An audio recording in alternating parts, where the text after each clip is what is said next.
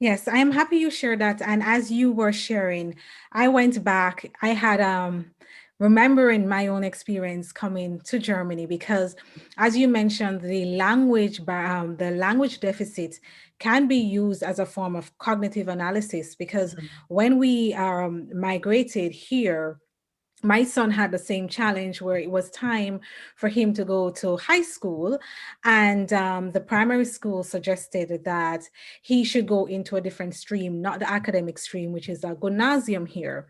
And Mhm. the whole premise behind that was because we got just arrived here and he was not that proficient in German.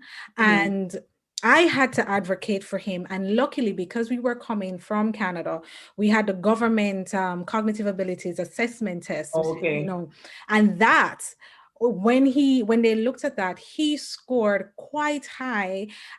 He had some of the highest. For example, he was in the 94th percentile for language, and so on. So I had to use that to say this is his natural ability. Mhm. It is just that because he's learning German at the moment, he's not fully able to tap into that natural ability. So I know what you're saying, that sometimes from personal experience, that you do have students who are really good academically, but there is not the patience is not there to say, Mhm. give them time. And then parents might not have been as lucky as I was to have some form of official government cognitive assessment to say, these are his abilities. You need to give him some time to acquire the language. So, I just went into my own experience of, yes, it is an actual thing, and teachers need to be mindful of that yes, looking at the cognitive abilities is important, not just saying, oh, they don't learn the language yet, or they're taking too long to learn the language,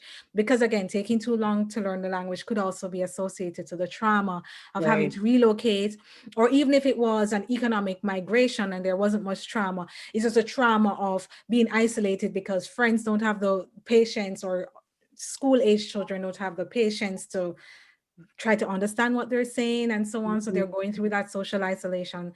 And so, yes, it was, as you were sharing, I went right back into my own experience. So, talking about my own experience, I want now to we dealt with the school and the teachers.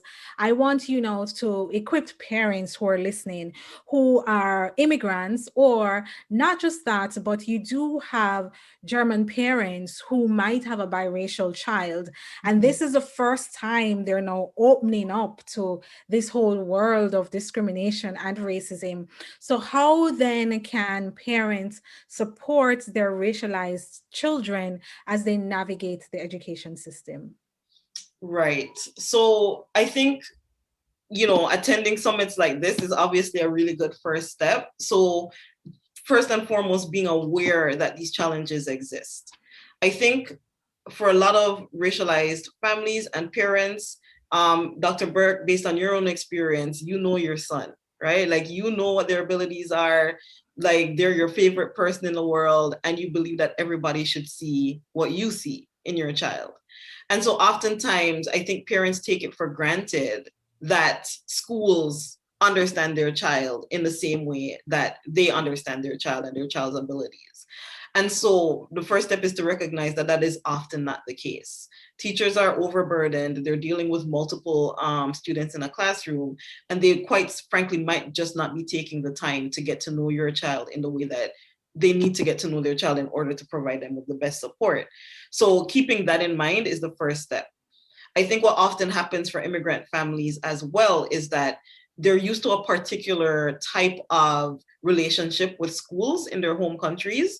So I know for Caribbean families and perhaps for African families as well, and I'm sure even for Asian and Southeast Asian families, there's an idea that the schools are responsible, right? Like, so there's a consistency between the home culture and the school culture back home, and so you can take it for granted that the teacher is doing what you would do if you were in the classroom, right? Like, so listening to your child, or consequencing your child appropriately when their behavior does become unmanageable.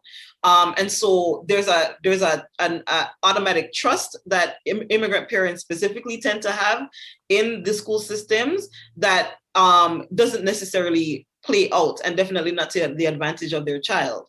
So what that means then is that these parents, they have to be present, right? So they have to be showing up to those parent teacher meetings, coming to the school and talking to the teacher in person, not just on the phone.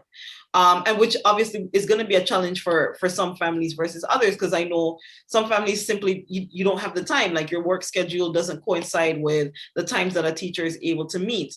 In that case, you send emails and you always CC the administrator. If you have any type of like advocate, like anybody else that you trust that is able to correspond with the school more regularly, always loop them in on the communications or ask them to be your representative. But the point is that, especially for students of color, for students who are not, like, because obviously there's a lot of white immigrant populations, and those populations, they might be facing the language barriers and things like that, but still get the benefits of the adult from the schools because of their skin tone.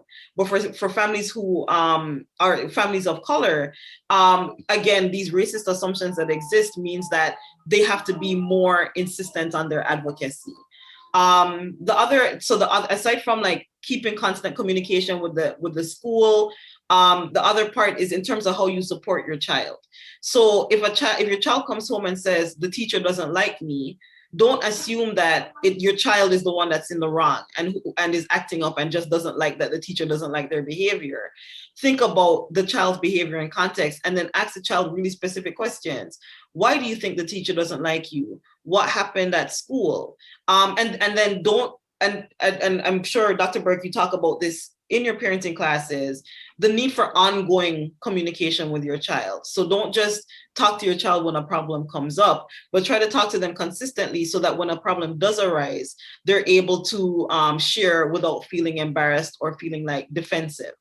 And so once you have that ongoing relationship with your child, you'll know what to pay attention to and what might be, the child is being a little bit more sensitive than usual, and things like that. But it's really important to talk to your child on a day-to-day basis about what's going on at school, because the child saying the teacher doesn't like me could be an indicator that something really serious is happening in the classroom, some type of exclusion is happening that they're unable to articulate. And so it's really important to ask those questions. So those are like my basic baseline suggestions. And the whole thing about the teacher doesn't like me, the child might not even be able to articulate exactly what it is. It's just that they know that they're being treated differently, Right. and they want your support. And your support is in actually believing them and seeing how you can support them as they navigate this space.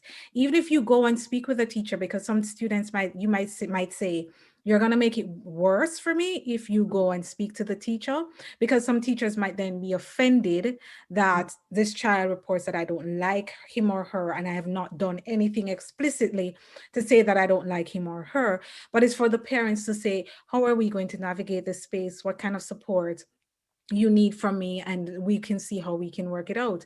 So as you were speaking, I guess I can put my own anecdotal experience, because when we just moved here and we were navigating the system as well, when it was time to decide which stream to go to for high school, I actually asked my colleague, who was native German, to go with me to the information sessions, to speak with the people for me. And initially, when we applied for the gymnasiums, which are academic streams, we were rejected because, again, my son was not speaking German fluently, and they said he could not be able to handle the academic course. And so what I did was I got German allies. So for parents who, Germans who are listening now and might say, how can they, okay, this is really crappy. How can I support racialized groups? One of the things that helped us was that we got native Germans to come and support us in speaking to the schools. Actually, when I went in to one of the schools to speak with the principal, to advocate why my son should be accepted, a German native was there speaking and communicating. She could advocate for my son, like, this is who he is, and so on.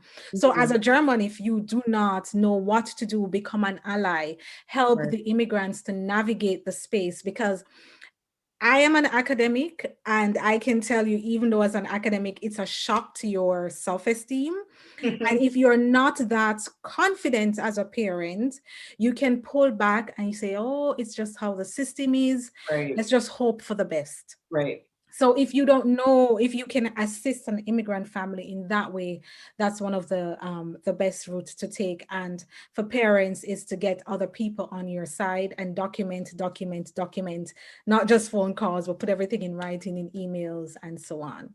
Yep. So it might be tough, but it is possible to still advocate for your children. And one of the things that was suggested to me as well that maybe other immigrant groups in Germany can think about, they said, would you want to do an IQ test if you think that might help you to advocate? So that was also suggested to say, okay, this is if you don't have, and that works well if you don't have like an official cognitive abilities test or IQ test from your home country. So that's from my personal experience. But yes, it can be quite tough for parents, and they don't know the laws. So initially for me, I was told because he doesn't speak German, he can't go into the academic stream, and you have to take what the primary school principal suggested. And it's actually my German colleagues who said, actually, that's illegal.